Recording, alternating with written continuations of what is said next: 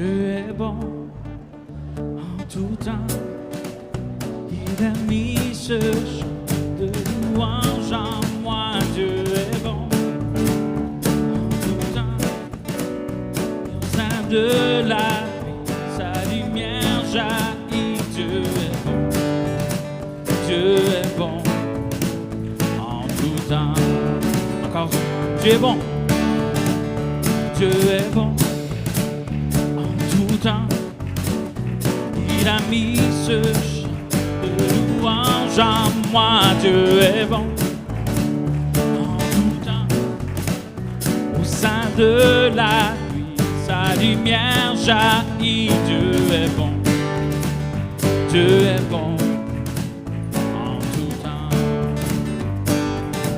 Si tu marches dans la vallée et l'ombre t'envahit, ne crains pas, il te guide et il te protégera. Il a promis d'être avec toi, jamais il ne t'abandonnera. Dieu est bon en tout temps. Il a mis ce chant de louange en moi. Dieu est bon en tout temps. Au sein de la nuit, sa lumière jaillit. Dieu est bon. Dieu est bon en tout temps. Nous étions si indignes, mais il est mort pour nous tous. Il nous remplit de son Esprit Saint, le bon nous et témoignons que son amour dure à jamais et ses bontés pour l'éternité. Dieu est bon en tout temps. Il a mis ce chant de louange en moi. Dieu est bon en tout temps. Au sein de la nuit, sa lumière jaillit. Dieu est bon. Dieu est bon. Dieu est bon. Dieu est bon. Dieu est bon. Dieu est bon. Dieu est bon en tout temps.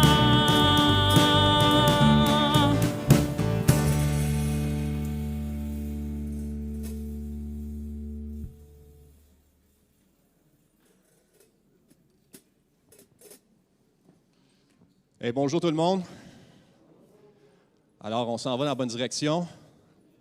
On passe de 100 à 180.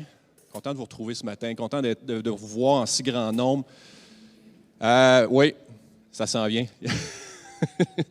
Ouais, je vais y aller tout de suite avec les consignes. Il y en a qui sont nerveux un peu avec les nouvelles consignes. On a passé de zone orange à zone jaune. Alors, une fois que vous êtes assis, vous pouvez enlever votre masque.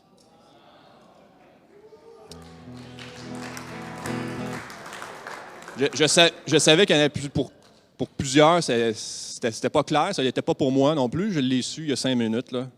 Alors, j'ai fait mes devoirs, j'ai essayé de comprendre un peu là, où est-ce qu'on en était rendu dans le déconfinement.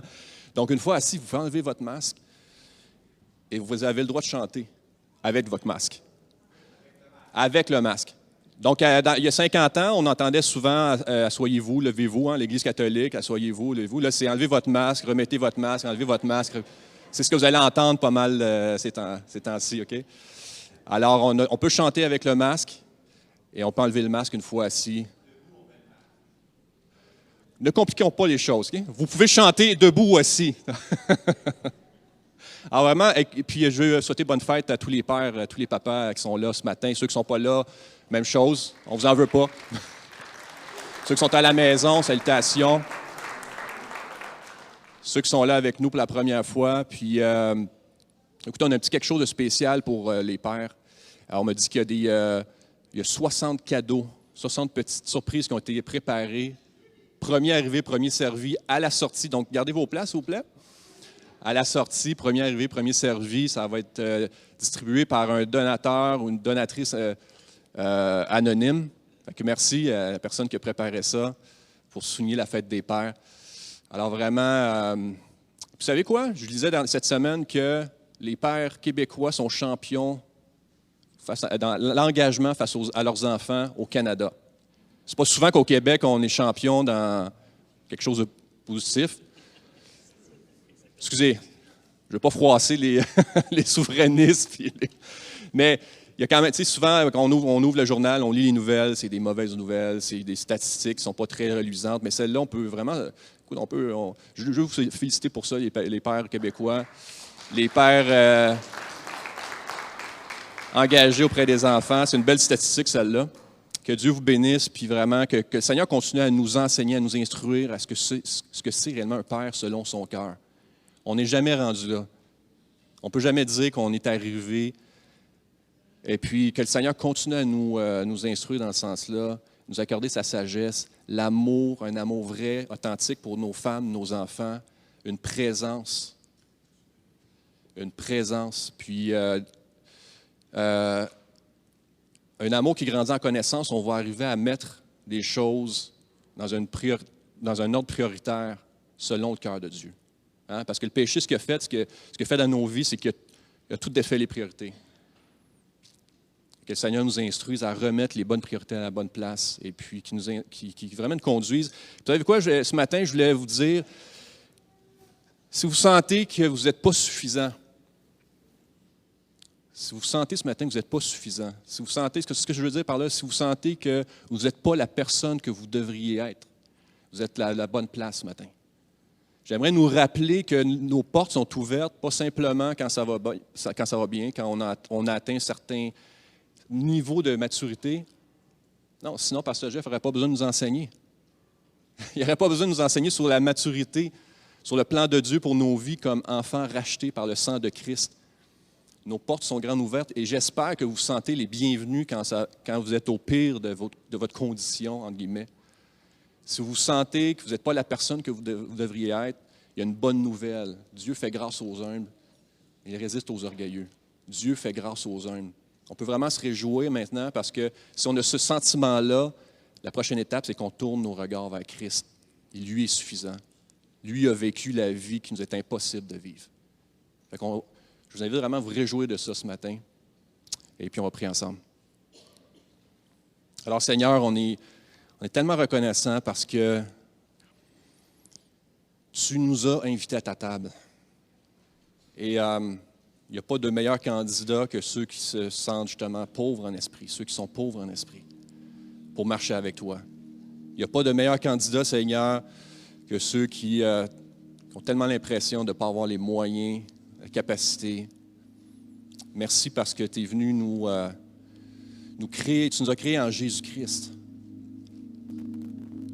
Et tu nous donnes la vie, Seigneur. C'est toi qui nous donnes la vie, c'est toi qui nous appelles, qui nous donne le vouloir et la faire. Et ce matin, on veut tourner nos regards vers toi. Donne-nous un cœur, Seigneur, pour comprendre ce que tu veux nous communiquer, Seigneur, à propos de toi. Donne-nous des oreilles pour entendre. Et bénis ton peuple, bénis ton Église. Au nom de Jésus. Amen. Je vous invite à vous lever avec vos masques parce qu'on va chanter ce matin.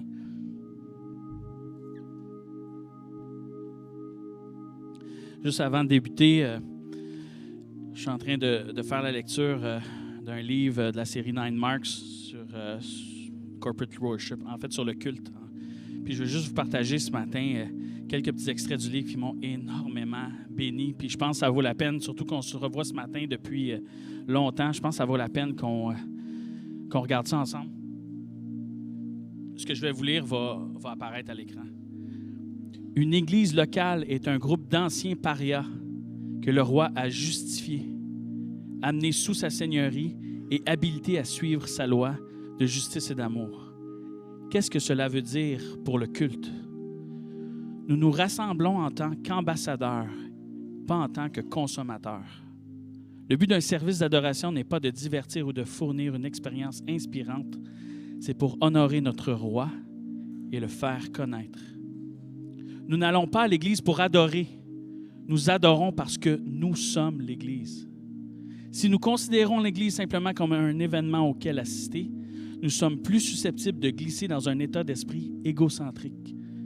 Nous évaluerons un service en fonction de la façon dont il nous a servi. Pourtant, les Écritures montrent que l'appartenance à une Église locale fait partie intégrante de la vie chrétienne. Nous nous joignons et nous nous rassemblons parce que c'est ce que nous sommes. Lorsque nous adorons, nous incarnons, rendant visible dans l'espace et le temps, notre identité distincte. Tout ce que nous faisons dans l'adoration doit se soumettre à l'Écriture. Les ambassadeurs ne définissent pas la politique du gouvernement. Ils l'appliquent fidèlement. De même, nous n'écrivons pas le script pour ce qu'il faut faire dans une réunion d'Église. Nous obéissons aux ordres que notre roi nous a donnés. En résumé, l'Église est un avant-goût de la Nouvelle Jérusalem. Notre culte doit montrer notre nationalité distincte et notre agréable parfum du ciel. Il devrait se concentrer suprêmement sur Jésus, le roi du ciel. Il devrait incarner les priorités du royaume. Ensuite, alors que nous adorons de cette manière, Dieu nous forme davantage en sujet plus fidèle sous son règne. Sous cet ordre d'idées ce matin, on va faire ce que Colossiens 3,16 nous demande de faire. C'est de chanter des hymnes, des cantiques spirituels. Puis comprenons que quand on chante, on édifie le frère qui est à côté. On va commencer ce matin par le psaume 8, que je vais lire rapidement ensemble. Psaume de David. Éternel notre Seigneur, que ton nom est magnifique sur toute la terre. Ta majesté s'élève au-dessus des cieux. Par la bouche des enfants et de ceux qui sont à la mamelle, tu as fondé ta gloire pour confondre tes adversaires, pour imposer silence à l'ennemi et au vindicatif. Quand je contemple les cieux, ouvrage de tes mains, la lune et les étoiles que tu as créées, qu'est-ce que l'homme pour que tu te souviennes de lui, et le Fils de l'homme pour que tu prennes garde à lui? Tu l'as fait de peu inférieur à Dieu et tu l'as couronné de gloire et de magnificence. Tu lui as donné la domination sur les œuvres de tes mains.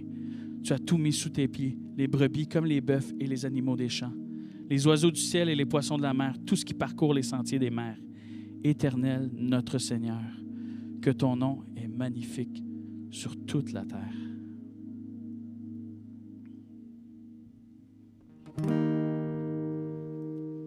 C'est un nouveau chant. Essayez de me suivre. On l'a fait à quelques reprises. Seigneur, mon Dieu, que tes œuvres sont merveilleuses. Ton nom est majestueux sur toute la terre. Seigneur, mon Dieu, ô Père, que ton royaume vienne, que ta volonté soit faite sur toute la terre. Encore. Seigneur, mon Dieu, que tes œuvres sont merveilleuses. Ton nom est majestueux sur toute la terre. Seigneur, mon Dieu, ô Père, que ton royaume vienne, que ta volonté soit faite sur toute la terre. Je contemple les cieux, tous les astres radieux, ô Dieu. Je chante gloire et honneur. Qu'est-ce que l'homme, tu t'en souviens, le Fils de l'homme, tu en prends soin, ô Dieu. Chantons gloire et honneur, Seigneur, mon Dieu, que tes œuvres sont merveilleuses, ton nom est majestueux sur toute la terre. Seigneur, mon Dieu, ô Père, que ton royaume vienne, que ta volonté soit faite sur toute la terre. Par la bouche des petits, tu confonds tes ennemis, ô Dieu. Quelle gloire et quel honneur pour réduire au silence l'homme à vie de vengeance, ô Dieu. de gloire et honneur, Seigneur, mon Dieu, que tes œuvres sont merveilleuses, ton nom est majestueux sur toute la terre. Seigneur, mon Dieu, ô Père, que ton royaume vienne, que ta volonté soit faite sur toute la terre.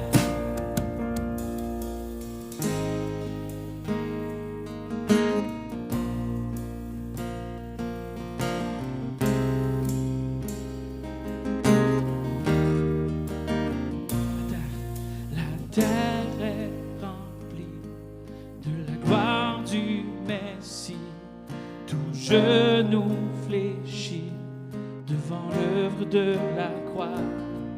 Poussé par l'Esprit, la création crie, louons Jésus-Christ, il est Seigneur. La terre est remplie de la gloire du Messie, tout genou fléchit devant l'œuvre de la croix. Poussé par l'Esprit, la création crie, ô Jésus-Christ, tu es Seigneur, tu es Seigneur, tu es Seigneur, Seigneur, mon Dieu, que tes œuvres sont merveilleuses, ton nom est majestueux sur toute la terre. Seigneur, mon Dieu, ô Père, que ton royaume vienne, que ta volonté soit faite sur toute la terre. Que ta volonté soit faite sur toute la terre. Que ta volonté soit faite sur toute la terre.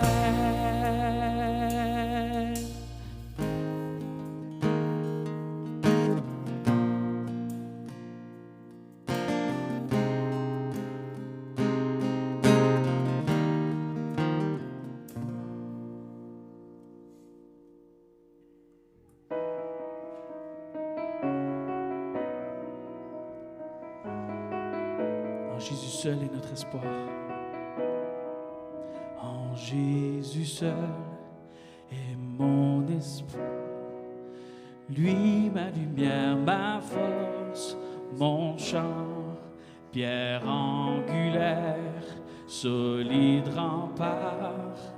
Même quand l'orage devient violent, oh quel amour, oh quelle paix, les luttes cessent, la peur se tait, mon réconfort, mon plus grand bien, dans l'amour du Christ je me tiens.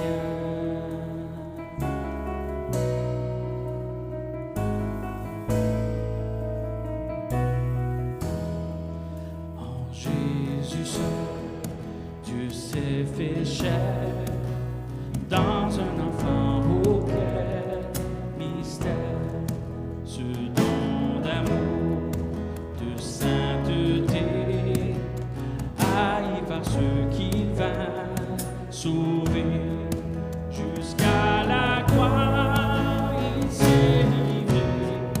Tu lui l'accordes, l'air est tombé. Les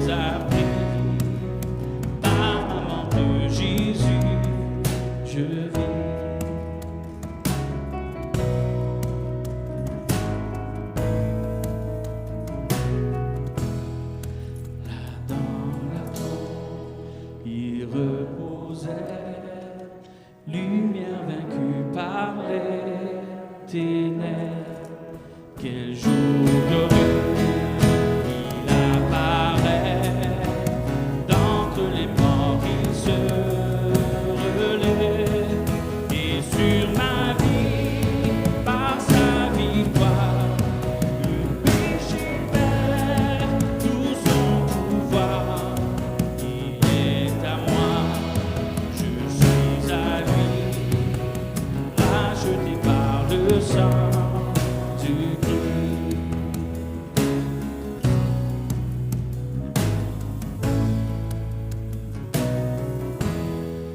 Je vis en paix, je meurs sans crainte, gardé par la puissance du Christ, du premier cri au dernier souffle. Jésus est maître de ma vie, des plans des hommes ou du malin, de m'arracher de sa main, et qui revient, me rappelle, par la force du Christ je tiendrai.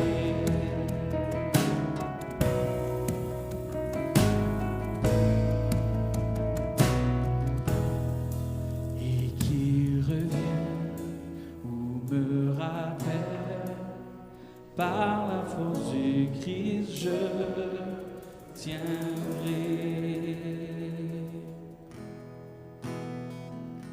Seigneur, tout berger, tu me connais, que jamais je ne t'oublie. Je sais que tu m'aimes, ta sainte présence, elle m'environne.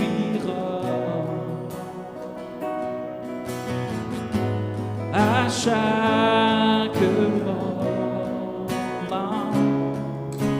je sais que tu m'aimes. Je sais que tu m'aimes.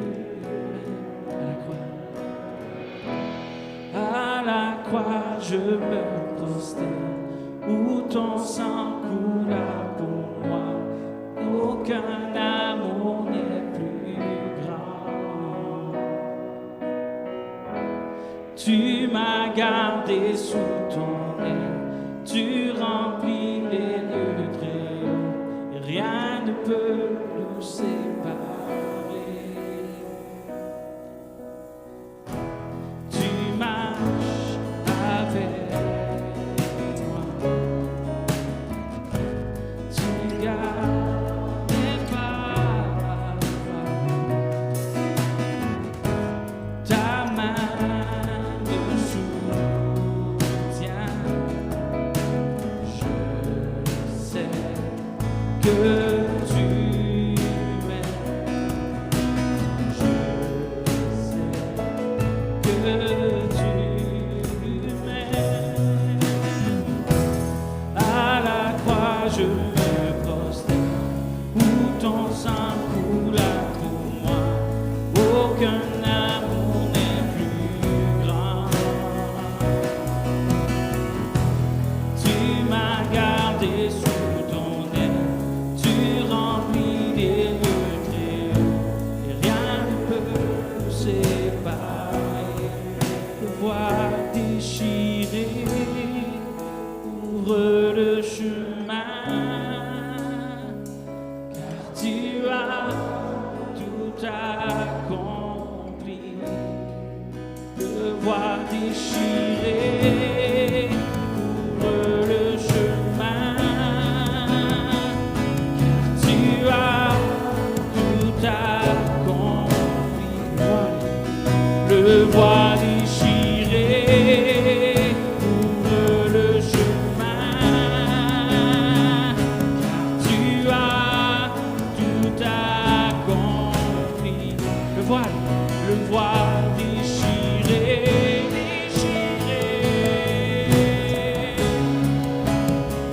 car tu as tout accompli.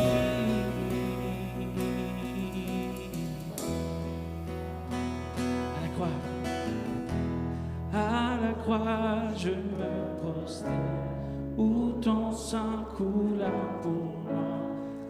Aucun amour n'est plus grand. Tu m'as gardé sous ton aile, tu remplis les lieux très hauts, et rien ne peut nous séparer. Rien ne peut, et rien ne peut nous séparer. Rien ne peut nous séparer.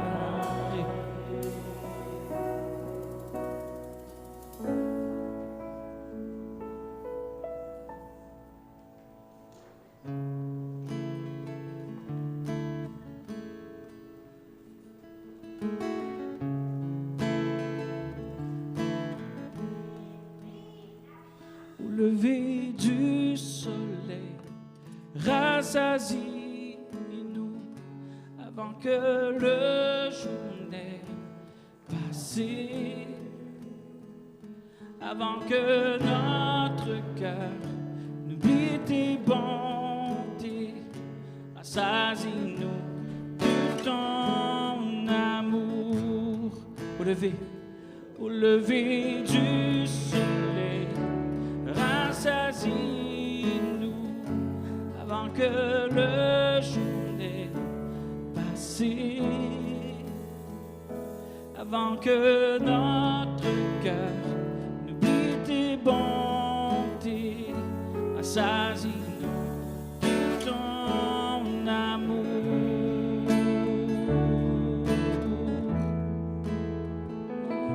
Ton amour.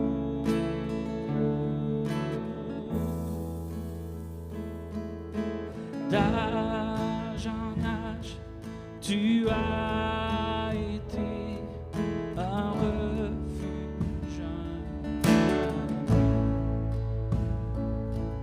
avant que les montagnes soient, oh Dieu, tu étais là. Mais nous ne sommes que poussière. Au lever du soleil, rassasie-nous avant que le jour n'ait passé, avant que notre cœur n'oublie tes bontés. Rassasie-nous de ton amour. Oh, ton amour.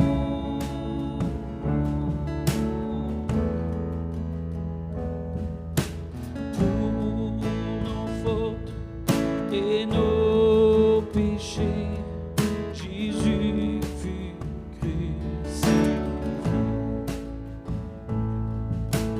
La colère de Dieu apaisée, Jésus a tout payé. Oh, quelle grâce imméritée.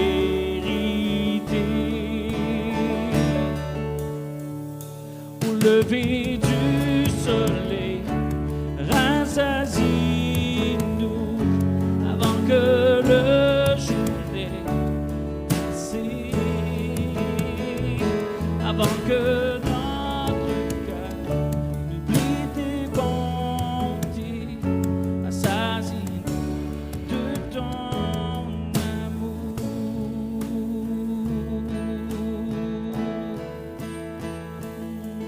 Enseigne-nous à bien compter nos jours, à rechercher de tout cœur la sagesse. Oh Dieu, merci pour Jésus-Christ, car notre vie est en lui. Enseigne-nous à bien compter nos jours, à rechercher de tout cœur la sagesse. Oh Dieu, merci pour Jésus-Christ,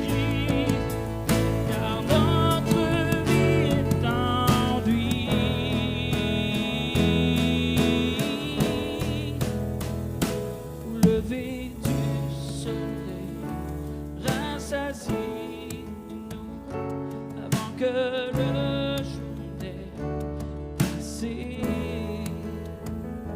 avant que notre cœur oublie tes bontés, assasie de ton amour, assasie-nous de ton amour, assasie-nous de ton amour, ton amour.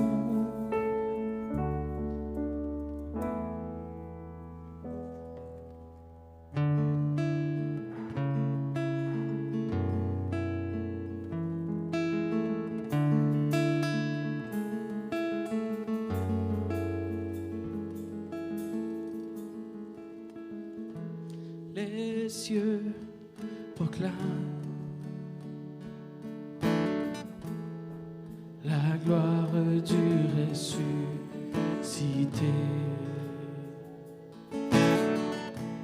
Rien n'est égal à la beauté du Seigneur. À jamais il sera l'agneau sur le trône. Je fléchis de genoux pour l'adorer lui seul.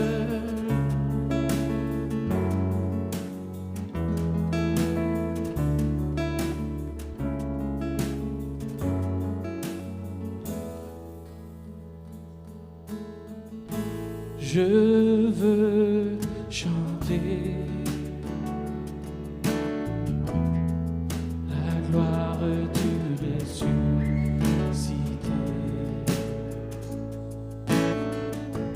l'agneau immolé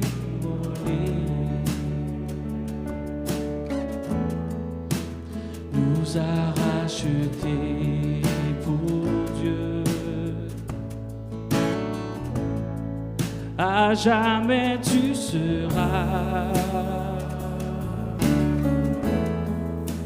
l'agneau sur le trône. Je fléchis le genou pour t'adorer toi seul.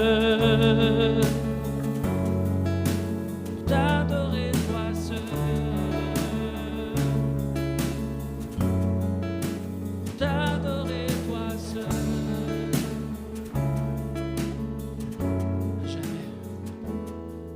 À jamais tu seras l'agneau sur le trône. Je fléchis le genou, je fléchis le genou pour t'adorer toi seul, pour t'adorer toi seul, pour t'adorer toi seul, pour t'adorer toi seul. Notre Dieu, notre Seigneur, entends les chants de ton Église ce matin. On veut te rendre toute la gloire, tout l'honneur, tout ce qui te revient, mais qui t'appartient déjà de toute façon. C'est en tant qu'Église, on vient devant toi, qu'on élève tes louanges. Merci pour tout ce que tu nous accordes, Père. Merci pour ta parole qui nous console, qui nous transforme, qui nous soutient. Merci, mon Dieu, parce qu'on vit dans un pays où coule le lait et le miel, où on a encore la liberté de se rassembler, de chanter haut et fort tes louanges et d'entendre ta parole nous être enseignée. Alors, mon Dieu, comme Gabriel l'a prié, puisses-tu donner des oreilles pour entendre, des yeux pour voir la part que tu as pour nous ce matin. Encore une fois, qu'elle puisse porter du fruit dans notre vie, Père. On a soif, on a faim, on a besoin d'entendre, on a besoin d'avoir ta nourriture. C'est un cœur reconnaissant qu'on te prie ce matin. Amen.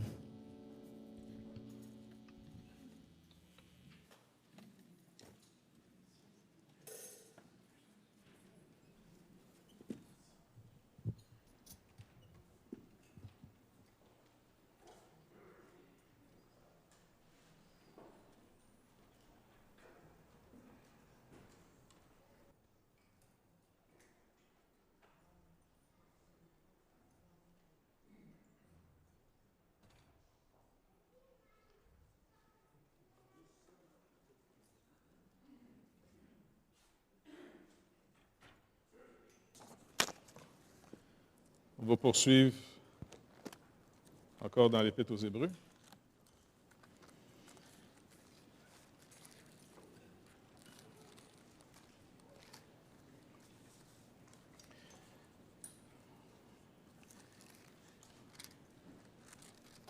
Donc, on va relire la portion du chapitre 6 à partir du verset 9.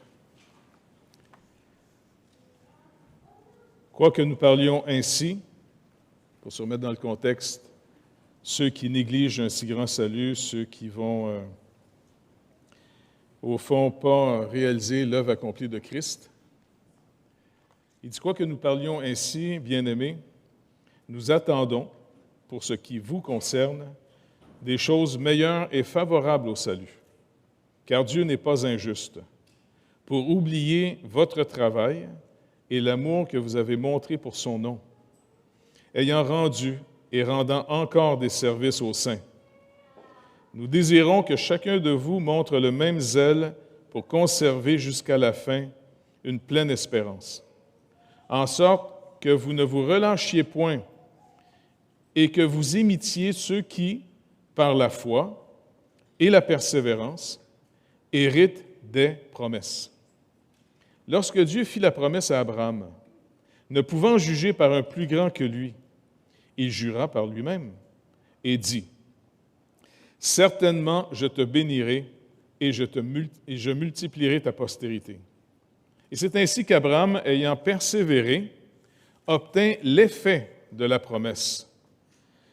Car les hommes jurent par celui qui est plus grand qu'eux, et le serment est une garantie qui met fin à tous leurs différends.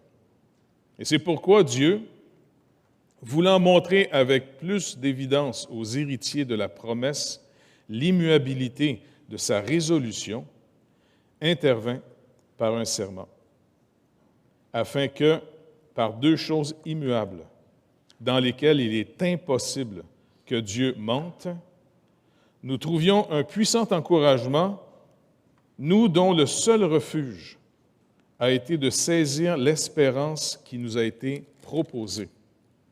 Cette espérance, nous la possédons comme une ancre de l'âme, sûre et solide. Elle pénètre au-delà du voile, là où Jésus est entré pour nous comme précurseur, ayant été fait souverain sacrificateur pour toujours, selon l'ordre de Melchisédek. Donc, on avait vu la semaine passée les premiers versets.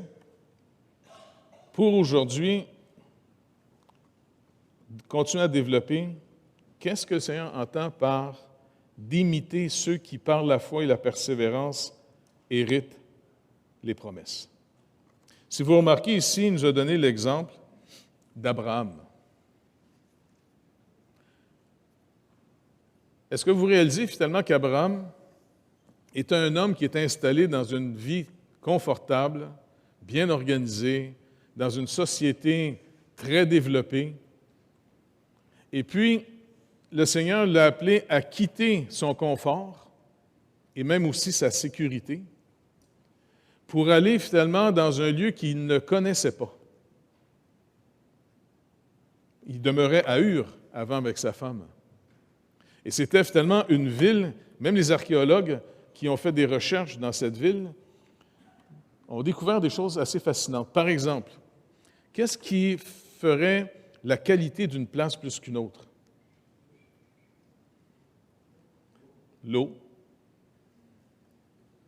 Une autre chose assez importante aussi. Les égouts.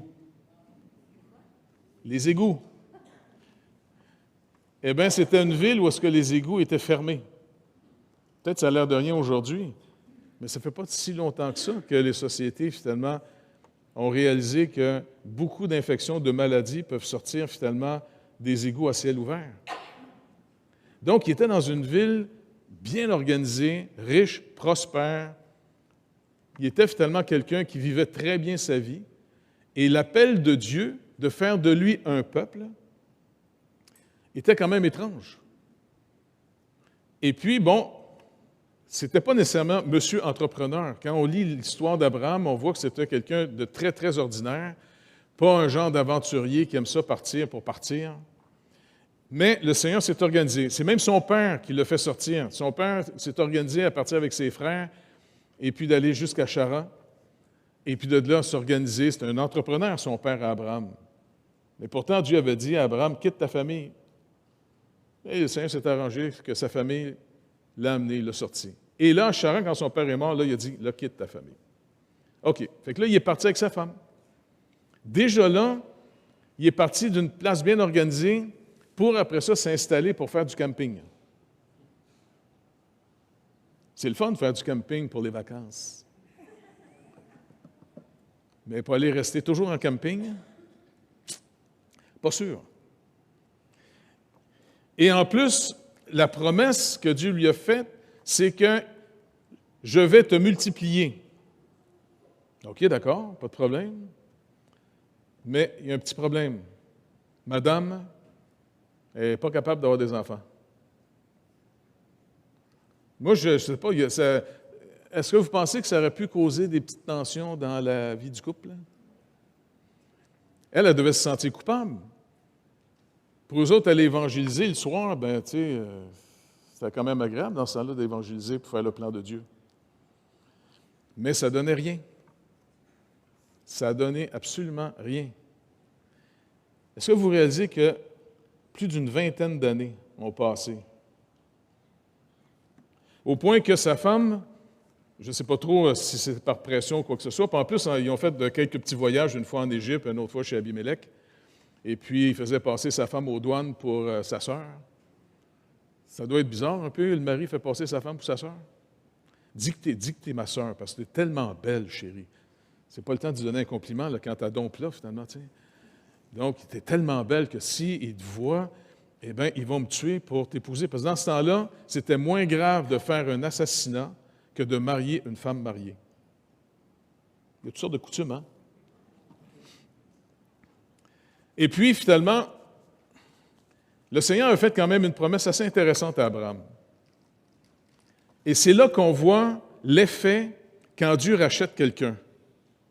Moi, je trouve la Bible fascinante parce que pour révéler qui est Dieu, c'est toujours en contraste avec les personnages que Dieu a choisis. Tu sais, nous autres, si on aurait écrit la Bible, là, comme beaucoup de gens dans leur théologie très libérale en disant, parce que j'entendais dernièrement une personne qui disait « Ah, c'est des expériences que les Hébreux ont écrites. » Tu sais, comme c'était leur point de vue, les autres. C'est pas que Dieu parle, c'était leur point de vue, tu sais. Bon, j'ai fermé la radio, je ne sais pas si ça va gâcher ma journée, cette affaire-là. En réalité, quand le Seigneur nous montre, finalement, c'est sa parole à lui, c'est fascinant de voir qu'Abraham, c'est la fête des pères, là. Je ne suis pas sûr que c'était le mari le plus idéal. Parce que quand sa femme lui a proposé de coucher avec sa servante, ça n'a pas été une grosse misère, on dirait, pour lui. Pas vrai? Et puis, en plus, imaginez aux douanes, elle se fait passer, non, c'est ma soeur, c'est ma soeur.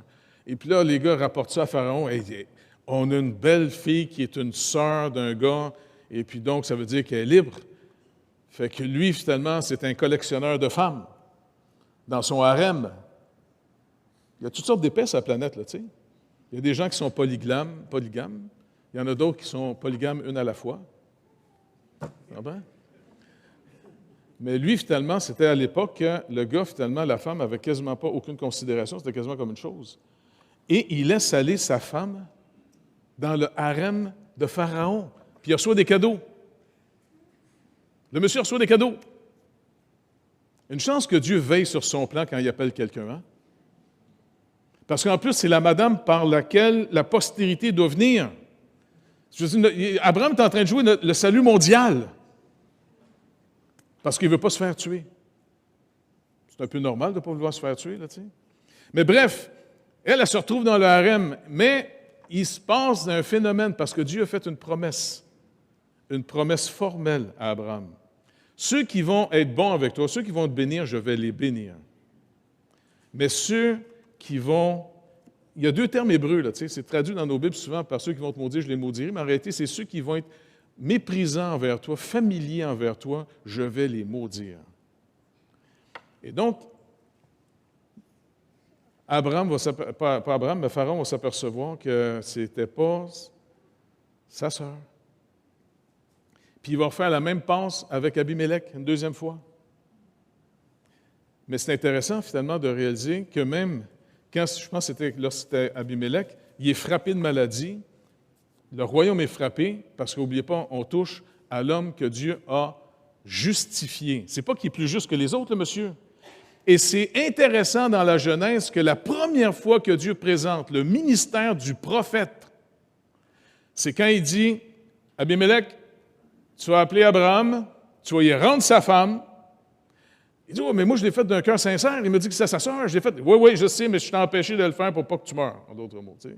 Mais tu vas y rendre sa femme si tu ne veux pas mourir, et puis tu vas lui demander que lui prie pour toi parce que c'est mon prophète. C'est intéressant de présenter un prophète quand il est menteur. Fascinant, vous ne trouvez pas? Il n'est pas présenté comme un héros. Je veux dire, c'est Dieu qui justifie. C'est sur la base de la justice de Christ que son plan s'exécute, se développe. C'est fascinant de voir ça. Et c'est pour ça que l'auteur cite cet exemple. Comment Abraham a hérité la promesse d'avoir finalement une postérité? Bien, il a persévéré. Malgré tous ses échecs, il a persévéré. Et même sa femme aussi a persévéré. Parce que quand le Seigneur lui avertit l'année d'avant, parce que là, il avait déjà réglé le problème du Seigneur, tu sais, parce que des fois, nous autres, les chrétiens, on est un petit peu comme Abraham, pas vrai? On pense que le Seigneur nous a donné une vision de faire quelque chose, mais on réalise que Dieu n'a peut-être pas tout prévu, les budgets, puis tout ça, puis là, on capote un peu, puis on manipule du monde, puis on essaie de rentrer du monde dans notre affaire, puis, tu sais.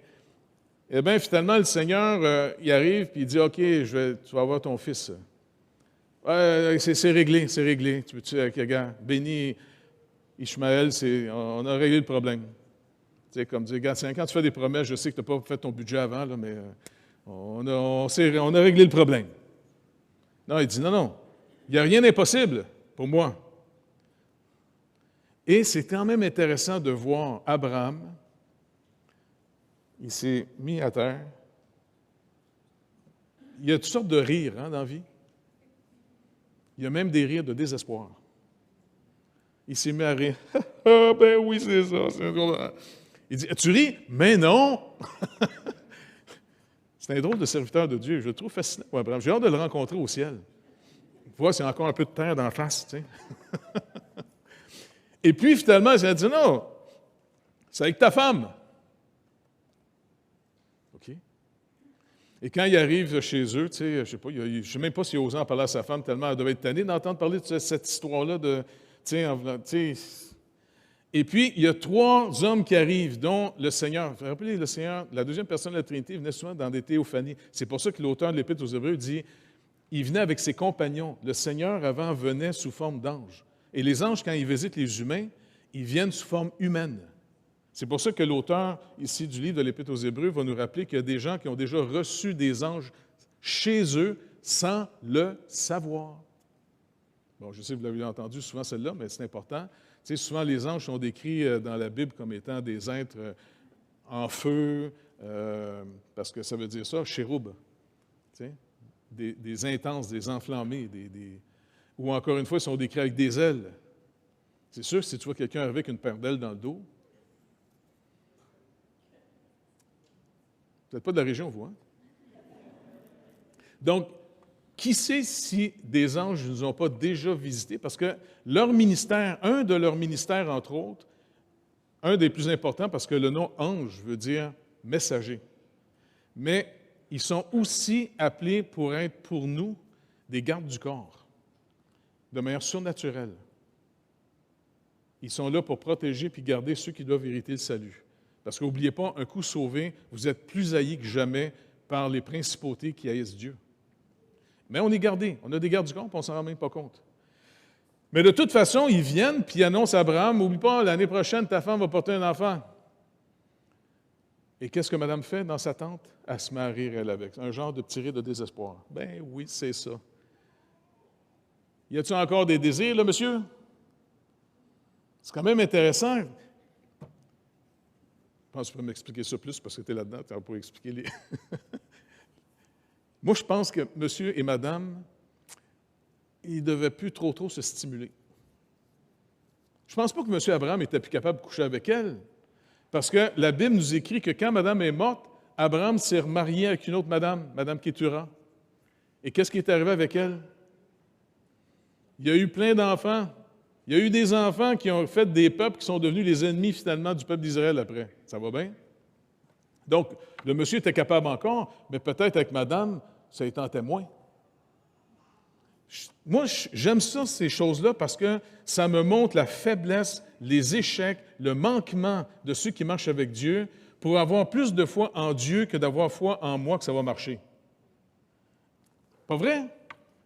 Même, c'est ça qui nous redonne normalement à tous, vraiment d'être renouvelés en tant qu'Église.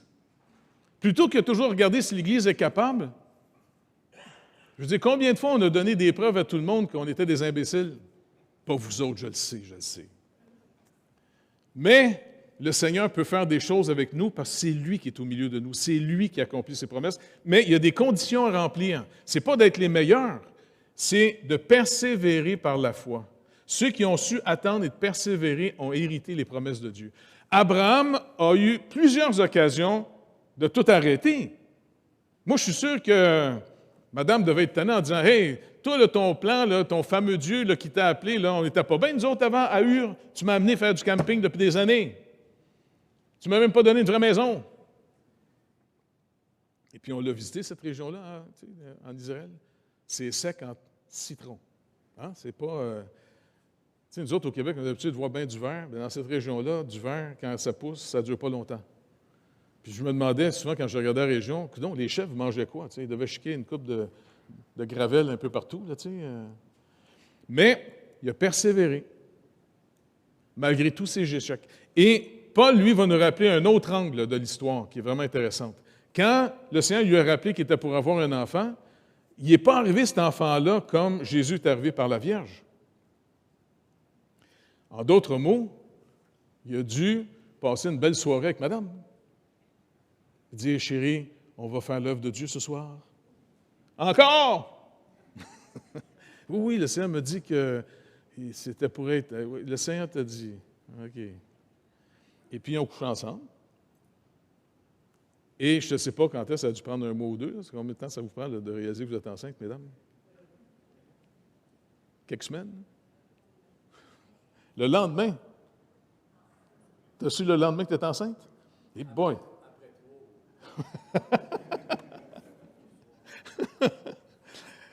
Mais moi, je suis sûr que Paul nous rappelle qu'il était face à un sentiment en dedans de lui, un raisonnement qui aurait pu faire un acte d'incrédulité, en d'autres mots, en disant « oublie ça ». Mais il a agi par la foi. Et ce qui est intéressant avec la foi, contrairement à ce que je pensais quand j'étais jeune chrétien, parce que j'entendais souvent, c'est par la foi, il faut avoir la foi, il ne faut pas douter, il faut avoir la foi. Pour moi, j'avais l'impression que les doutes dans ma vie, c'était comme des trous dans la toile de la foi. Puis si tu as trop de trous, bien, le vent passe au travers puis tu n'en vas nulle part. Mais en réalité, non. La foi, ça peut être aussi simple que dans tous les doutes que tu as dans ta tête, obéis. Obéis par la foi. C'est pas plus compliqué que ça. On n'a pas besoin de produire un genre je ne sais pas, de se raconter, de se convaincre. tu peux agir bourré de doutes dans la foi. Moi, je suis sûr qu'Abraham a été demandé de coucher avec sa femme ce soir-là, bourré de doutes, parce qu'il regardait qui était rendu. Il avait pas loin de 100 ans, monsieur. La madame aussi, je veux dire, elle avait beau mettre de la crème d'en face, mais je veux dire, elle a dû vieillir avec, là, tu sais. Ça fait que... Mais ils ont quand même couché ensemble ce soir-là, par la foi. Oui.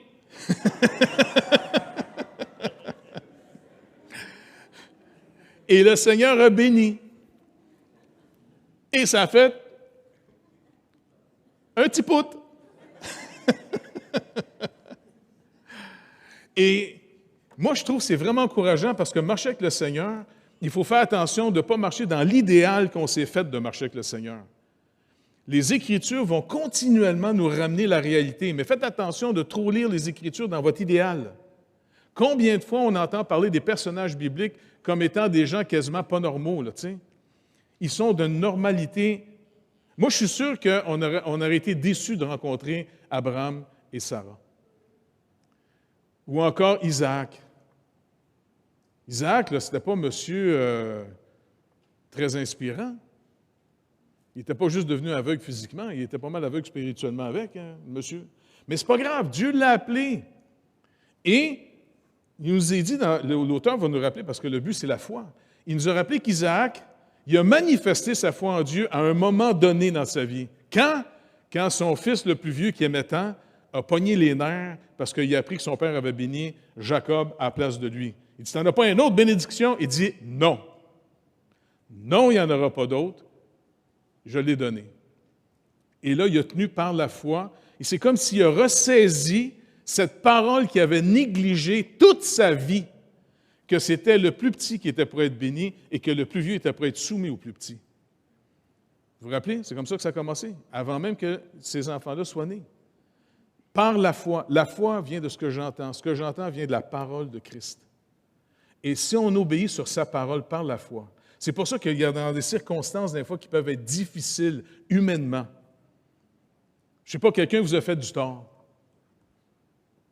Et puis, il vient vous demander pardon.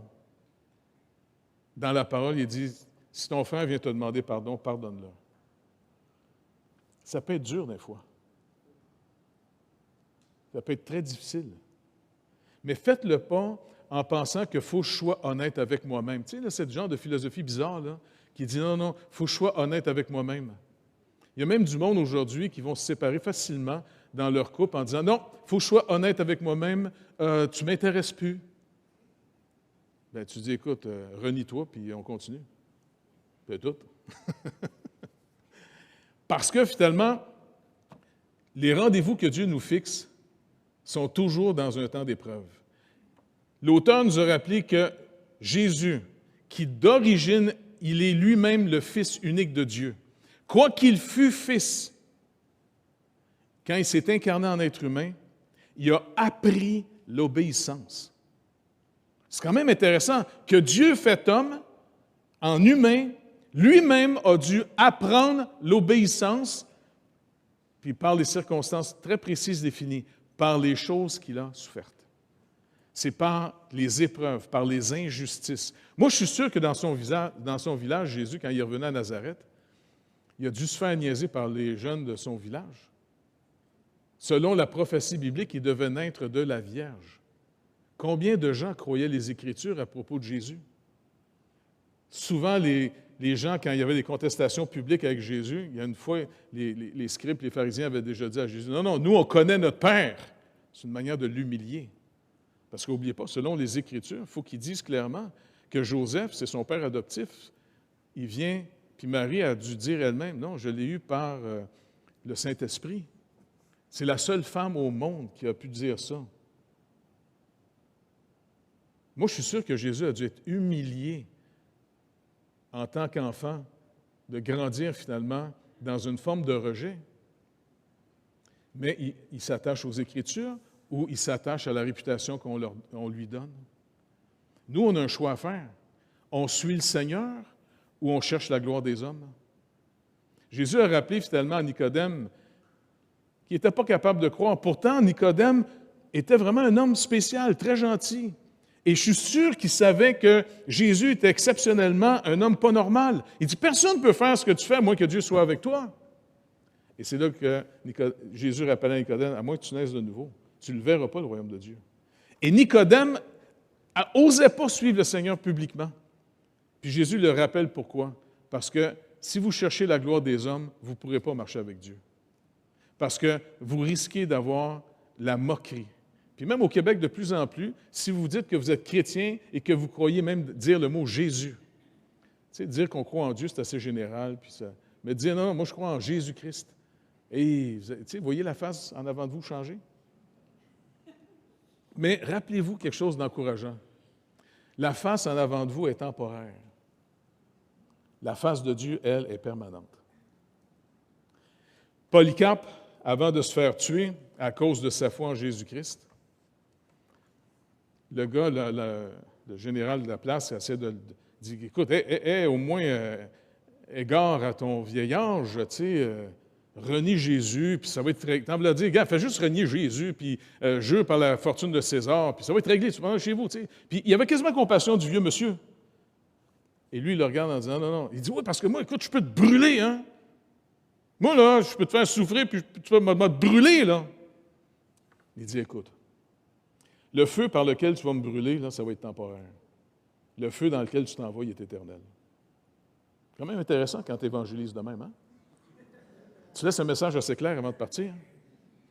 Donc, l'auteur ici veut vraiment nous montrer, tenez-vous ensemble, soutenez-vous par la parole. Rappelez-vous votre véritable espérance. Priez ensemble les uns pour les autres. Et puis, il va donner 3 vertus essentielles pour croître dans cette foi. On va regarder ça ensemble. Donc, on voit ici que l'auteur dit, en vrai pasteur, l'auteur se préoccupe de la vie spirituelle de chaque membre de l'Église. Tout au long de son épître, il s'est intéressé à l'individu. On le voit à 3:12, entre autres 4:1 et 11. Donc, il parle vraiment aux gens. Négligez pas un si grand salut. Et a souligné la responsabilité collective de l'Église.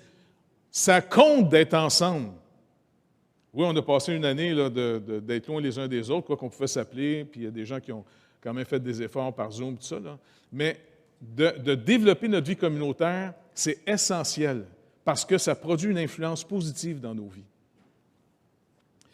Il dit, il n'est pas convaincu que de nombreux croyants se développent spirituellement. C'est ça que son inquiétude. Il veut que tout le monde progresse. Il s'avère ainsi être un imitateur de Jésus qui ne souhaite voir aucun de ces gens errer. Parce qu'en passant, si on ne sait plus où est-ce qu'on s'en va dans notre vie spirituelle, si on ne découvre plus le plan que Dieu a pour nos vies, individuellement et collectivement, on va se mettre à errer. Et combien de gens, à un moment donné, leur vie chrétienne se réduit simplement à « OK, je vais à l'église le dimanche, j'endure ça pendant 1 heure et demie, et puis je dis bonjour à tout le monde, puis après ça, on se bénit, puis bye-bye. » Puis le restant de la semaine, le gros de ton énergie, c'est ta carrière, faire pousser ton gazon, penser finalement à t'acheter une grosse tondeuse tracteur. Pas vrai? Quand tu vois l'hiver arriver, wow, je vais m'acheter la souffleuse. Hein? Puis, on va ramasser notre argent pour nourrir des enfants. Non! Pour aller passer des vacances.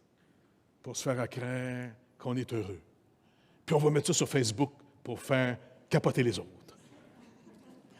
Quelle vie plate à mourir, c'est pas croyable, j'en reviens pas. Mais anyway, il dit, une fois de plus, l'auteur emploie le pluriel « nous » de manière éditoriale. Il dit, ce qu'il désire, nous voulons, c'est que chacun montre individuellement le même empressement à servir avec amour les besoins du peuple de Dieu. Il craint que certains membres de l'Église soient faibles et défaillants dans la vertu de l'espérance.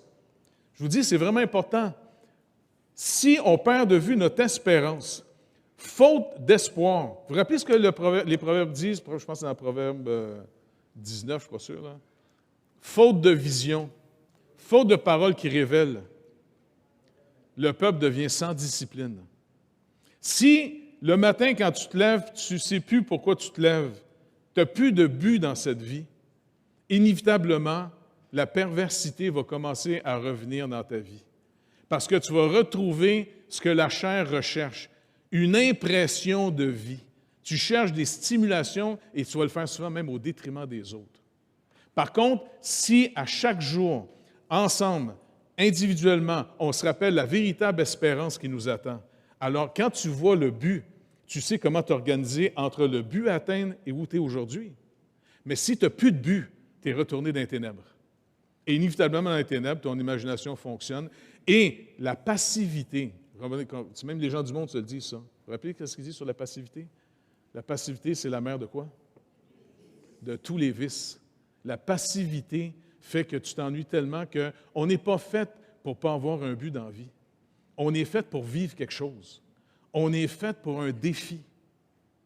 Alors ici, il y a peur de voir que certains d'entre eux vont errer parce qu'ils sont un peu dans une condition sociale qui nous ressemble. Combien de gens se croient chrétiens parce qu'ils sont nés au Québec puis que leurs parents les ont fait baptiser quand ils étaient bébés et puis que finalement ils font partie « Ah, ben non, je suis un chrétien, moi je suis né dans une famille chrétienne, dans un pays chrétien. » Quoi qu'il y en a de moins en moins de parents qui baptisent leurs enfants aujourd'hui. Mais il y a beaucoup de gens que quand ils vont remplir finalement leur formulaire du gouvernement, tu sais, comment ça s'appelle encore? Oui, c'est ça. Eh bien, ils vont cocher qu'ils sont catholiques, qu'ils vont cocher qu'ils sont chrétiens. L'auteur dit, faites attention, ce n'est pas parce que vous êtes juif que vous êtes sauvés. À moins que vous teniez ferme votre profession de foi véritable, à moins que vous marchiez avec le Seigneur pour voir si réellement vous êtes régénérés. Il dit, le danger qu'on a, là, une des choses qui est la plus pathétique, je trouve, dans nos vies humaines, c'est le déni. On est spectaculaire là-dessus, pas vrai? Docteur, tu en rencontres souvent du monde? Ben non, tout va bien. Toi, tu as les tests, tu vas pas bien. Tu me juges? Combien de gens sont dans un déni total? En passant, si jamais vous trouvez ce livre-là, je ne pense pas qu'il est en français, il est en anglais, « Denial of Debt ». C'est le pasteur Dominique qui m'avait proposé ce livre-là il y a plusieurs années. Vraiment bon, ce livre-là. Puis le gars, en passant, il rappelle qu'il n'est pas nécessairement un croyant en Christ. Mais j'ai rarement vu quelqu'un expliquer le problème du déni de la mort de manière aussi claire que cet homme-là. C'est assez spectaculaire. Donc, pour nous, il faut se rappeler notre espérance. Faites attention de faire une vie chrétienne pour produire un paradis ici. Si vous priez tous les jours, Seigneur, rends-moi tellement heureux, donne-moi de la prospérité, je veux ci, je veux ça, je veux... Si vous voulez faire un paradis sur terre, puis vous insistez très fort, bien peut-être que le Seigneur va vous répondre, puis demain, vous mourrez. Tu veux venir au paradis? Ah oui. Ici, on est des pèlerins et des voyageurs. Ici, en ce moment, on est en train de marcher avec le Seigneur dans un monde que le Seigneur permet encore une rébellion contre lui. Et il dit, proclamez la bonne nouvelle, allez de l'avant, et puis notre responsabilité, c'est de devenir son corps, d'être sa bouche pour proclamer le message, d'être ses mains pour aider les gens, marcher jusqu'aux extrémités de la terre pour aider. Et pour Dieu, c'est important ça. Il dit, il n'est pas injuste pour oublier l'amour qu'on va manifester d'abord pour son nom, en rendant. L'amour que j'ai pour Dieu, il peut juste se manifester à comment j'organise ma vie pour vous servir.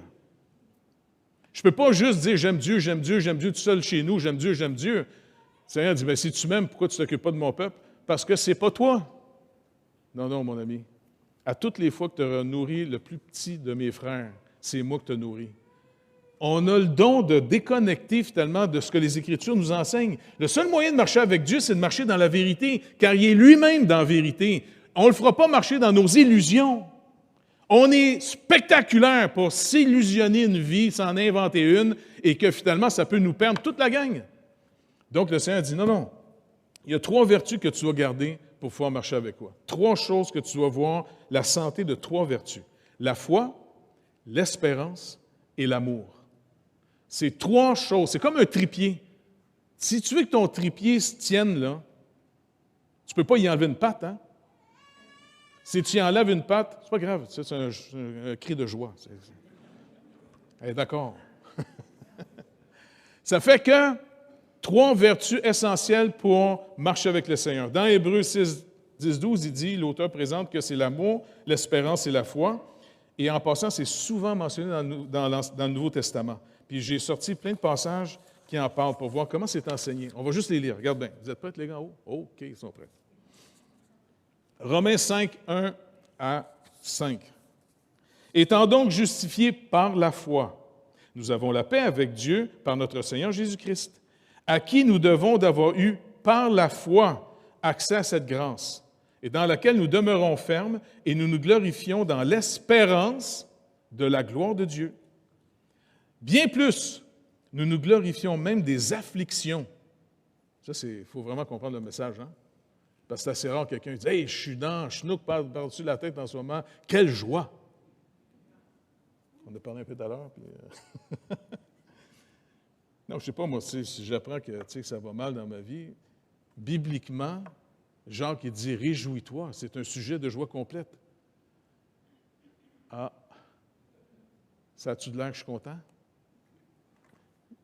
Parce que finalement, dans les problèmes, qu'est-ce que la Bible nous dit? Nous nous glorifions même des afflictions, sachant que l'affliction produit la persévérance. L'épreuve va toujours montrer à quel point j'ai l'humilité de persévérer ou de faire ma crise de nerfs en disant « je mérite mieux que ça ». Le « je mérite mieux que ça » fait que bien du monde lâche. Je ne mérite pas ce qui m'arrive. Non, il n'a jamais dit ici que toujours les épreuves, on les méritait. Pas vrai? Combien de fois les gens disent « Qu'est-ce que j'ai fait au bon Dieu pour que ça m'arrive? » Bien, ce n'est pas dans la Bible, ce verset-là. Donc, les épreuves, l'affliction produit la persévérance parce que ça dépend de l'espérance que tu as. Si tu n'as pas d'espoir, tu vas complètement abandonner. Mais si ton espoir, c'est tout ce qui m'arrive est en fonction de l'éternité qui m'attend. Ce n'est pas nécessairement en fonction de ce que je vais avoir tout de suite ici. Même celui qui nous encourage, qui écrit ces choses-là, ce n'est pas n'importe qui. L'apôtre Paul a déjà écrit aussi « Les légères afflictions du temps présent ne sont pas comparables au poids de gloire qui nous attend. » Les légères afflictions. Ça, c'est le fun quand c'est un gars comme Paul qui écrit ça. Hein? Tu sais, si ça soit comme nous autres, là. « Ah oui, j'ai eu des grandes afflictions. Ma belle-mère ne m'a pas donné de cadeau à Noël. Ça m'a brisé le cœur. Quelle affliction! » Non, là, c'est sûr que là, vous allez dire, ben, c'est un épée, le pauvre. Tu sais.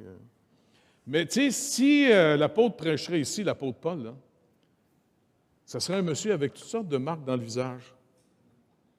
Tu sais? Peut-être qu'il serait tout croche.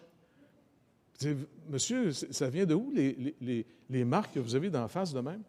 Oh, c'est une coupe de roche que j'ai su d'en face. Ah oui? Oui, j'ai été lapidé une couple de fois. Ah oui? Oui, voulez-vous voir mon dos? J'ai été flagellé 40 coups moins un. Ça, c'est la technique de l'époque où est-ce qu'on te flagelle, on arrête juste avant que tu meurs. Et puis, ça a laissé un petit peu des petites marques. Et puis, souvent, le monsieur, il a dû perdre des dents. Ben, des roches, des fois, ça fait perdre des dents. Hein? Puis pas rien que ça. Combien de fois il ne pouvait pas manger parce qu'il était sur la route et il n'y avait pas de nourriture? Puis même des fois, quand il y avait de la nourriture, pour chercher la face de Dieu, il jeûnait. Et aussi, il passait des journées à se promener, puis à marcher d'une ville à une autre, par toutes les villes qui arrivaient. Il trouvait la synagogue, il savait qu'il fallait annoncer le message là. Il savait très bien, OK, il y en a qui vont croire, puis les autres, ils vont s'enrager contre moi pour me tomber dessus. Écoute, ça va être stressant comme petite vie, ça. Il dit, les légères afflictions du temps présent ne sont pas comparables au poids de gloire qui nous attend. Mais si je perds le but, si je perds l'espérance que j'ai, combien de fois on aurait le goût de domper ça là et de dire « Ah, moi, à l'Église, je ne retourne plus, je ne veux plus y voir. » Pas vrai? Combien de fois ça ne nous tente plus de voir la face des bien-aimés de Dieu? Parce qu'ils n'ont pas été gentils avec vous. Non, je suis rentré à l'Église, ils ne m'ont même pas dit bonjour. Ça m'a fendu le cœur. Oui, mais ils ne t'ont pas lancé de roche. Come on. Il faut arrêter d'être tout mou. OK? Puis si vous êtes tout mou, bien, je n'ai pas de recette, sinon, ça existe encore, de l'amidon? Tu sais, pour avoir des collets de chemise solides, là. Hein? Ils mettaient ça avant pour avoir des collets de chemise. Bon, bien, si ça raidit le collet, peut-être pour rien en boire un peu, moralement, ça va peut-être vous donner un petit peu plus de tonus. Donc, la persévérance, la victoire dans l'épreuve et la victoire, l'espérance. Plus on va persévérer à s'attendre à Dieu dans nos épreuves, sur la base de ses promesses, il va nous amener sa victoire, il va nous délivrer, et plus il nous délivre, eh bien, inévitablement, mon espérance se confirme de plus en plus. C'est plus une théorie, c'est de moins en moins une théorie. La première fois que j'ai entendu l'Évangile, c'était une grosse théorie avec quelques petits faits. Mais à force de marcher avec le Seigneur, cette théorie, eh bien, elle se confirme de jour en jour, de fois en fois. Et c'est inévitablement que quelqu'un qui mature dans le Seigneur, en persévérant, pas en étant meilleur que les autres, mais en lâchant pas, eh bien, vous allez de plus en plus voir la fidélité de Dieu, malgré souvent notre fidélité un petit peu faible. Et c'est comme ça qu'on bâtit de l'assurance dans l'espérance qu'on a. Et là, on est capable d'en prendre de plus en plus. Après ça, dans le psaume, parce qu'il va montrer ici, « Or, l'espérance ne trompe point, parce que l'amour de Dieu est répandu dans nos cœurs par le Saint-Esprit qui nous a été donné. » Cet amour qu'on doit avoir pour le peuple de Dieu, il vient d'abord par l'amour qu'on a reçu nous-mêmes de Dieu. Le Saint-Esprit nous montre à quel point Dieu nous aime. Et ça, c'est toute une donnée importante. Et ça, il cite entre autres le psaume 50, verset 15. « Invoque-moi au jour de la détresse, je te délivrerai et tu me glorifieras. » Après ça, il va dire aux Corinthiens, 1, 13, 13, on entend souvent ça dans les mariages. Hein? Tout le monde cite ce texte-là. Ce n'est pas vraiment le meilleur texte, mais ce n'est pas grave, c'est mon texte. Maintenant donc, ces trois choses demeurent. La foi, l'espérance et la charité. Mais la plus grande de ces choses, c'est la charité. Parce qu'un jour, j'aurai plus besoin de la foi. Puis un jour, j'aurai plus besoin d'espérer, parce que je vais être dans sa présence. La seule chose qui va rester de tout ce qu'on vit à la fin, c'est l'amour que Dieu a eu pour nous et l'amour qu'on a donné en réponse au Seigneur. L'amour, ça va être la seule chose qui va rester à la fin. Mais après ça, il continue dans Galates, il leur dit aux Galatiens, finalement, 5, verset 5-6, « Pour nous, c'est de la foi que nous attendons, par l'Esprit, l'espérance de la justice. » Ce qui est dur à vivre aujourd'hui, jusqu'à ce que le Seigneur vienne, c'est de vivre au milieu d'un monde d'injustice continuelle. Mais c'est par la foi qu'on attend, par l'Esprit, l'espérance de la justice. Un jour, la justice de Dieu va remplir toute la terre. La nouvelle création, le Seigneur nous fait une promesse. Dans l'espérance de où on s'en va, il n'y aura plus jamais de méchanceté. Il n'y aura plus jamais d'injustice. Mais pour l'instant, soutenons par la foi dans l'espérance qu'un jour ça va être fini. Car en Jésus-Christ, ni la circoncision, ni l'incirconcision n'a de valeur, mais la foi qui est agissante par la charité. Notre foi est dynamisée. Le but de continuer à marcher avec le Seigneur et de l'avant doit être l'amour. L'amour de Dieu qui nous manifeste, inévitablement qu'on veut manifester aux autres. Après ça, dans Colossiens 1, 4, 5, « Ayant été informés de votre foi en Jésus-Christ et de votre charité pour tous les saints. » Comment je sais que j'ai de l'amour pour Dieu? Bien, il dit ici, votre charité pour tous les saints. Est-ce que vous vous rappelez ce que Jean dit de manière encore plus directe dans sa première lettre? Si on aime Dieu, comment je sais si j'aime Dieu? En aimant notre frère qui est à l'image de Dieu. Si tu n'aimes pas, tu sais combien de gens qui disent « Moi, j'aime Dieu, mais je n'aime pas les chrétiens. » Bien, je suis désolé, tu n'aimes pas Dieu. Tu t'es fait, comme Walt Disney est capable, tu t'es fait une bande dessinée dans ta tête que tu appelles Dieu. Tu t'es fait un gros toutou qui s'appelle Dieu. Puis malheureusement, tu l'as peut-être fait à ton image. Ça doit vraiment l'insulter. Parce que si tu aimes vraiment Dieu, tu es toujours content de rencontrer quelqu'un qui croit en Dieu. Parce que tu viens de rencontrer un frère et une sœur. Puis je vous le dis, ça c'est subjectif peut-être, mais c'est extrêmement concret. C'est le meilleur moyen de commencer à faire tomber toutes les choses qui nous séparent les uns des autres. Est-ce que tu vois finalement que tu as affaire à la famille de Dieu, aux enfants de Dieu? Ça, c'est des tests. C'est une manière pour tester où je suis vraiment rendu. Je veux me tester par la vérité, pas par mon imagination. Ayant été informé de votre foi en Jésus-Christ et de votre charité pour tous les saints, à cause de l'espérance qui est en vous, qui est réservée dans les cieux. Donc, cette espérance que j'ai, c'est qu'un jour, là, on va tous être ensemble délivrés de nos chairs, délivrés de toutes les injustices pour se retrouver sur une nouvelle terre de nouveaux cieux. Et avant que Dieu, le Seigneur Jésus-Christ, revienne lui-même, parce que Dieu va revenir en Jésus-Christ pour juger les vivants et les morts. Et quand il va revenir, je vous garantis, tous ses ennemis vont fondre comme de la cire. Parce qu'il s'en vient dans une colère qu'on ne peut même pas imaginer. Jésus-Christ, quand il va revenir, c'est pour mettre un terme final au mal. Et l'Antéchrist, qui aurait été l'homme de l'iniquité par excellence, et tranquillement, la société bâtit de plus en plus l'homme inique, le moqueur, le méprisant de Dieu. Quand le Seigneur Jésus-Christ va revenir, je vous garantis, l'Antéchrist, avant de mourir, je suis sûr qu'il va faire un gros caca dans ses culottes. Oui, parce que quand les gens ont bien peur, des fois, ça... Pas vrai? Ben oui, la Bible me le dit. Tu sais, le petit-fils de Nabuchodonosor, quand il a vu la main écrire sur le mur, qu'est-ce qu'il a fait? Il était tout mouillé. Un gros caca et un pipi. Sorti. C'est une expression que j'ai peur un petit peu. Moi, je suis sûr que l'Antéchrist, qui va être extrêmement arrogant, quand le Seigneur Jésus-Christ va revenir, soyez pas proches, ça va sentir mauvais. Dans 1 Thessaloniciens 1, 2, 3, dit « Nous rendons continuellement grâce à Dieu pour vous tous, faisant mention de vous dans nos prières, nous rappelant sans cesse l'œuvre de votre foi, ce qu'on fait est le résultat de ce qu'on croit. Regardez ce que vous faites, c'est le meilleur indice de ce que vous croyez vraiment. » Faites attention parce que vous pouvez vous raconter des histoires en parlant. C'est dans vos œuvres que vous allez voir ce que vous croyez vraiment. Votre foi va toujours se manifester dans ce que vous faites. Donc, l'auteur ici, Paul, il dit aux Thessaloniciens, « Nous faisons mention de vous dans nos prières, nous rappelant sans cesse l'œuvre de votre foi, le travail de votre charité et la fermeté de votre espérance en notre Seigneur Jésus-Christ devant Dieu notre Père. » Foi, charité, espérance. Solide.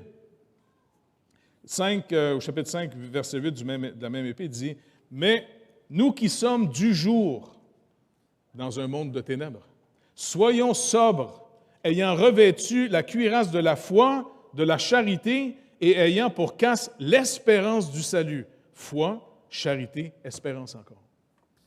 Puis l'apôtre Pierre aussi va citer les mêmes choses. Dans 1 Pierre 1, 21-22, il dit « Qui par lui, donc ici c'est Jésus le Christ, croyez en Dieu, lequel l'a ressuscité des morts et lui a donné la gloire, en sorte que votre foi et votre espérance reposent sur Dieu. Pas sur nous, pas sur les autres, toujours sur Dieu. Ayant purifié vos âmes en obéissant à la vérité. Le seul moyen de sortir de nos illusions et de nos mensonges qu'on s'est racontés ou qu'on nous a rencontrés, c'est de se laver par l'eau de la parole. Ayant purifié vos âmes en obéissant à la vérité pour avoir un amour fraternel sincère. Aimez-vous ardemment les uns les autres, de tout votre cœur. Encore une fois, le seul moyen que je peux évaluer où je suis rendu dans ma vie chrétienne, ce n'est pas ce que je me raconte. Est-ce que j'ai un amour sincère pour vous autres, l'Assemblée? Est-ce que j'ai un amour sincère que n'importe où ce que je vais, dès que je rencontre un chrétien, je connecte avec lui? Eh bien oui. C'est ça qui me rassure que ce que je vis avec Dieu, c'est vrai. Puis ce n'est pas en cause que c'est un type de personnalité qui m'intéresse. Regardez la variété qu'on est ici. Moi, je suis sûr que quelqu'un qui rentre ici, là, il doit se demander, coudonc, c'est quoi leur commun dénominateur? C'est-tu tous des riches? C'est-tu tous des pauvres? C'est-tu tous des jeunes? C'est-tu tous des vieux? Coudonc, c'est toutes sortes de monde bizarres. Oui, on a ça en commun, on est tous bizarres. Et c'est pour ça qu'on espère en Jésus-Christ plus qu'en nous-mêmes. Et en même temps, le Seigneur nous a montré que c'est lui qui nous rachète. Et de plus en plus, en se rapprochant du Seigneur, ça produit l'unité du Saint-Esprit. Et c'est sur la base de son œuvre à lui qu'on se reçoit les uns les autres. Donc, je suis obligé finalement de me fier aux Écritures pour faire une évaluation plus juste de ma personne. Sinon, je peux me raconter plein d'histoires. Et l'auteur de l'Épître aux Hébreux, pour reprendre le texte qu'on a vu, « Car Dieu n'est pas injuste pour oublier votre travail et l'amour que vous avez montré pour son nom. » Comment je sais que j'ai l'amour pour son nom? « Ayant rendu et rendant encore des services aux saints. Nous désirons que chacun de vous montre le même zèle pour conserver jusqu'à la fin une pleine espérance, en sorte que vous ne vous relâchiez point et que vous imitiez ceux qui, par la foi et la persévérance, héritent les promesses de Dieu. Il nous cite l'exemple d'Abraham. Abraham, combien de fois il aurait eu le goût d'abandonner? Combien de fois sa femme l'aurait abandonné là en disant « Tu m'as emmené dans une entreprise de fous, ça ne marche même pas ton affaire, ça fait plus de 25 ans que tu me niaises avec cette histoire-là. » Mais ça s'est réalisé à la fin. La madame, elle a eu son petit-enfant, Isaac. Et Isaac, le Seigneur dit « On va faire alliance maintenant. » Quand il a dit qu'on va faire alliance, c'était la circoncision. Et la circoncision, c'est d'avoir fait finalement une alliance avec la semence de l'homme. C'est de ta chair, Abraham, de la chair de ton peuple que je vais venir sur terre. Et Jésus-Christ est venu par la chair des Juifs. Et c'est pour ça que la circoncision rappelait sans arrêt aux hommes, « Mets-toi à part pour Dieu. Ne te marie pas avec les nations étrangères, tu restes dans le peuple du Seigneur, car il va venir de sa chair. » Après qu'il est venu, c'est fini. Mais tant qu'il n'était pas venu, c'était important de respecter cette alliance. Et en finissant au chapitre 10, versets 22-25, l'auteur de l'Épître aux Hébreux nous dit « Approchons-nous avec un cœur sincère, dans la plénitude de la foi, les cœurs purifiés d'une mauvaise conscience, le corps lavé d'une eau pure. Retenons fermement la profession de notre espérance, car celui qui a fait la promesse est fidèle. » Écoutez, on croit en quelqu'un de fidèle. Croyez pas en vous. Si vous avez des doutes sur ce que la Bible dit, doutez de vous, mais doutez pas de celui qui a dit ces paroles-là. Ça, c'est Dieu qui a parlé. C'est Dieu, c'est sa parole à lui. Moi, j'aime mieux me fier à lui qu'à moi puis qu'à bien du monde. Pas vrai? Parce que combien de fois on s'est trompé nous-mêmes? Veillons les uns sur les autres pour nous exciter à la charité et aux bonnes œuvres. Ça, c'est important, de veiller les uns sur les autres pour s'exciter, pour se rappeler ce que Dieu fait. C'est pour ça qu'on va reprendre une ancienne tradition qui a voulu être arrêtée. Quand on va revenir, là, ça va s'ouvrir, là, ils vont nous redonner notre liberté, ils vont ouvrir la porte de la grange, un moment donné, où les veaux vont sortir. Là. Mais quand on va repartir, par exemple, hier, on était à la Macasa, on a eu un super bon temps. Puis il y a du nouveau monde qui sont en train de se tourner vers Christ. Et puis c'était le fun de prier parce que l'Église était en face. Puis moi, j'aime ça quand ça va mal. Quand ça va bien trop longtemps, c'est ennuyant. Mais, tu sais, l'évêque, il paraît, il est en train de bloquer encore le projet. L'évêque de Saint-Jérôme, il paraît. Et les marguilliers ont téléphoné à Jean. « On est écœurés, là! Il essaie de bloquer le projet. Là, on va y faire un dernier meeting avec lui, puis on va y parler bien clair. Puis s'il ne veut rien comprendre, on va tout y donner notre démission. » Et ça veut dire que c'est des gens qui sont en train de se réveiller en disant « Coudonc, qu'est-ce qu'il y a? C'est-tu encore un concurrent? Il pense que quoi, les chrétiens qui s'en viennent pour rebâtir cette... » J'ai dit « Jean, c'est super. De toute façon, même la mairesse qui veut clairer à la place, parce qu'elle a dit « Ça n'existe plus, les chrétiens, ça n'existe plus, les croyants. » Elle va être surprise qu'il y en a bien plus dans la région qu'elle peut penser. Ils sont tous en train de se réveiller. C'est vraiment trippant. Puis en plus, ils passent en avant de la boulangerie de Jean. « Quand est-ce que tu ouvres? Quand est-ce que tu ouvres? » Et puis ils s'en viennent. Ils disent « Hey, en passant, vous enseignez la Bible? » Je dis « Oui. » Il y a des choses trippantes qui s'en viennent. Puis je dis à Jean, c'est pas grave, Jean. La madame, maintenant, va savoir que ça veut détruire l'Église, là, il n'y a pas de problème. Il va falloir qu'elle prenne des compagnies spécialisées qui vont coûter cher, parce qu'il y a de l'amiante dans le bâtiment. Elle ne peut pas juste jeter ça à terre comme rien, ça fait de la poussière d'amiante dans le village. Puis là, on pourrait peut-être la poursuivre de vouloir mettre le cancer dans la place. Je m'inspire de Paul quand il était en prison, puis que les autorités sont venues chercher. « OK, sortez-le. Un instant, je suis citoyen romain, vous avez bypassé mes droits. » Et ils ont capoté bien raide. Il ne l'a pas fait pour lui. Il l'a fait pour l'Église de Philippe, pour la protéger. Soyons sages, soyons intelligents. On va être stratégiques. On va avoir du fun.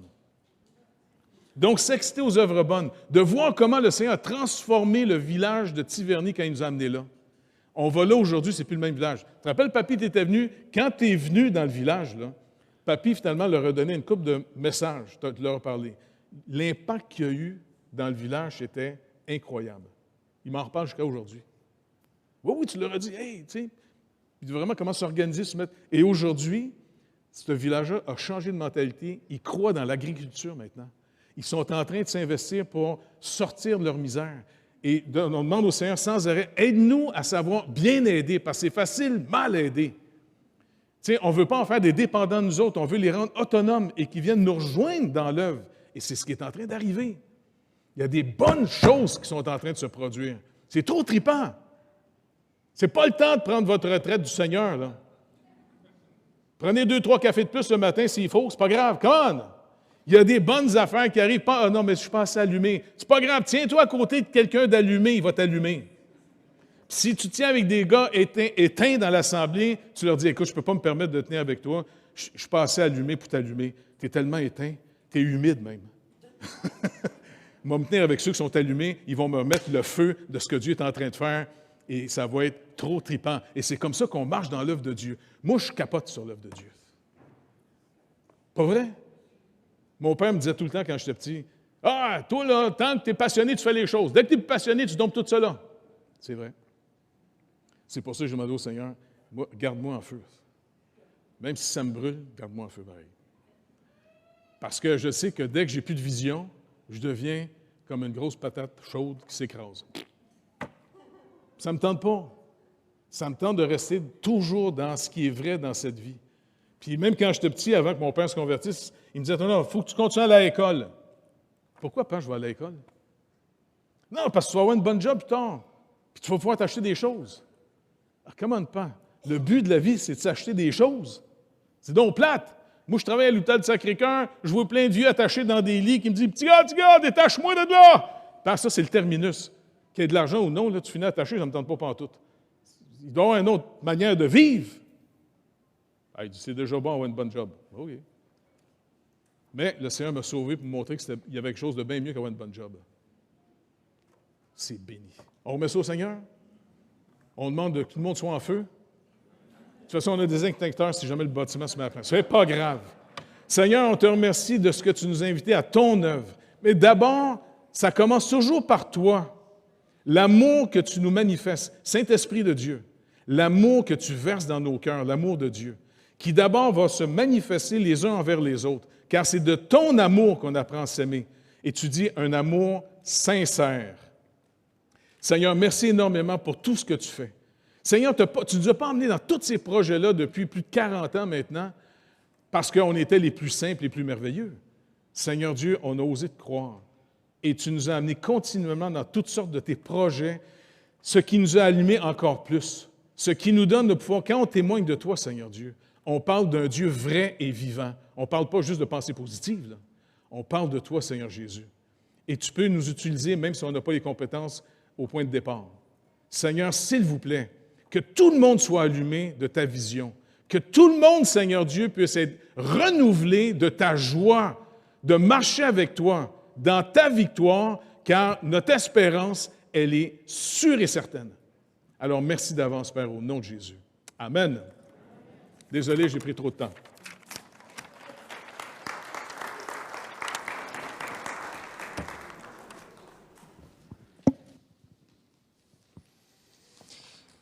Alors, Assemblée générale à 13h pour les membres de l'Église, ce qui m'amène à vous demander de quitter rapidement. On est très hospitalier ici, on est connu pour notre hospitalité. Non, c'est juste qu'il va falloir désinfecter la salle, fait que je vous demanderai de quitter rapidement pour qu'à 13h, on puisse prendre possession de la place et puis aller de l'avant avec l'Assemblée générale. Puis en passant, je vous rappelle que 60 petites surprises, là, OK? Donc, ne vous précipitez pas, s'il vous plaît. Dernière étude de la 1689 ce mercredi. On reprend cet automne. Okay? Donc, que ce soit sur place ou à distance. Ça va être notre dernier mercredi, mais ensuite, ça va être disponible en ligne, évidemment. Donc, vous pouvez accéder n'importe quand à toute l'étude qui a été faite sur la Confession de foi 1689. Et puis, écoutez, une petite suggestion de lecture pour les pères ce matin, je vais juste vous lancer ça. Vous allez peut-être trouver ça drôle, mais moi, si vous avez besoin d'être inspiré dans votre rôle de père, je vous suggérerais de relire les lettres de Paul à Timothée. Comme berger de nos foyers, je pense que ça peut être vraiment quelque chose pour nous enflammer puis nous redonner le zèle de l'Évangile d'abord au milieu de nos foyers. Donc, de relire les épîtres, les lettres de Paul à Timothée. 1 Timothée 4, verset 16, « Veille sur toi-même et sur ton enseignement, persévère dans ces choses, car en agissant ainsi, tu te sauveras toi-même et tu sauveras ceux qui t'écoutent. » Alors que le Seigneur vous bénisse, on prie ensemble. Mon Dieu, merci de vraiment nous amener sur ce chemin que Pasteur Jeff nous a prêché ce matin, sur ce chemin que ce passage de Timothée, de la lettre de Paul à Timothée nous enseigne. Par ta grâce, Seigneur, comme Pasteur Jeff disait, pas parce qu'on est meilleur que d'autres, mais accorde-nous la grâce de persévérer dans ces choses, de demeurer fermement attaché à ta parole, à toi, Seigneur, et puis vraiment bénis l'Assemblée cette semaine, au nom de ton Fils Jésus. Amen. Bonne semaine, puis on se retrouve pour ceux qui sont là pour l'Assemblée.